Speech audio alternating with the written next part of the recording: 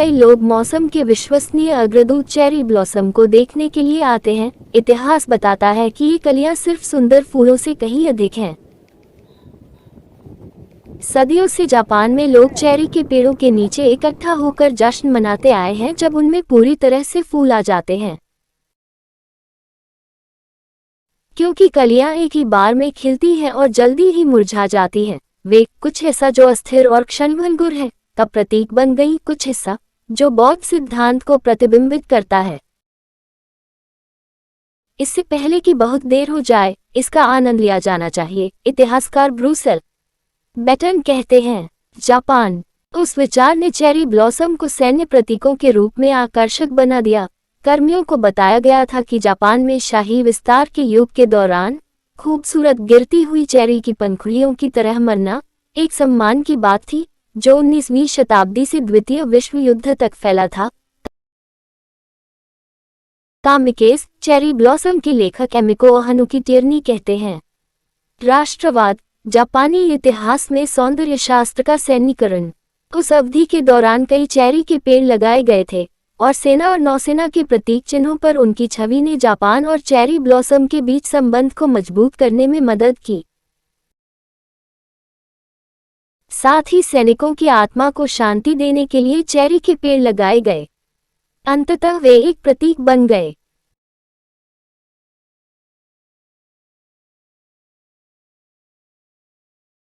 Cherry blossom festival, जो हर साल मार्च से अप्रैल तक चलता है,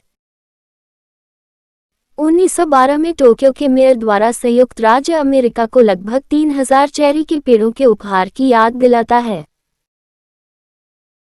यह उपहार जापानी और अमेरिकी लोगों के बीच दोस्ती का जश्न मनाता है। चेरी ब्लॉसम फेस्टिवल, जो मुख्य रूप से टाइडल बेसिन के आसपास स्थित है, चरम खिलना तब होता है जब योशिनो चेरी के 70% पेड़ खुले होते हैं। अधिकांश लोग चेरी ब्लॉसम पेड़ों की सुंदरता से परिचित हैं, लेकिन कम ही लोग इसका इतिहास जानते हैं कि ये पेड़ टाइडल बेसिन को कैसे घेरने लगे। ये कहानी आर्लिंगटन राष्ट्रीय कब्रिस्तान में दफनाए गए एक व्यक्ति से शुरू होती है।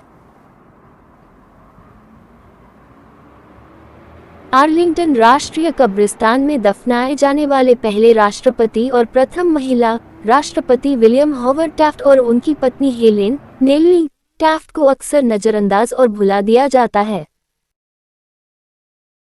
1909 में श्रीमती टैफ्ट को स्थानीय लेखिका और नेशनल जियोग्राफिक सोसाइटी की सदस्य श्रीमती एलिजा रोहामा स्किडमोर से एक पत्र मिला, जिसमें टाइडल बेसिन के आसपास चेरी के पेड़ लगाने की योजना का विवरण दिया गया था। श्रीमती टैफ्ट ने समग्र योजना पर सहमति जताते हुए पत्र का उत्तर दिया, लेकिन उन्होंने बेसिन के आसपास के पेड़ों के लेआउट में कुछ छोटे बदलाव का सुझाव दिया। जापानी वाणिज्य दूतावास को योजना के बारे में बताया गया और लगभग 2000 पेड़ दान करने की पेशकश की गई। 1910 में ये पेड़ वाशिंगटन डीसी पहुंचे और कृषि विभाग ने पाया कि इनमें कीड़े लग गए थे। कुछ दिनों बाद राष्ट्रपति टैफ्ट पेड़ों को जलाने पर सहमत हुए। टोक्यो के मेयर और जापान के अन्य लोगों ने कैपिटल को चेरी के पेड़ों का एक और बैच दान करने का फैसला किया। 1912 के मार्च में जिले में लगभग 3000 पेड़ आए।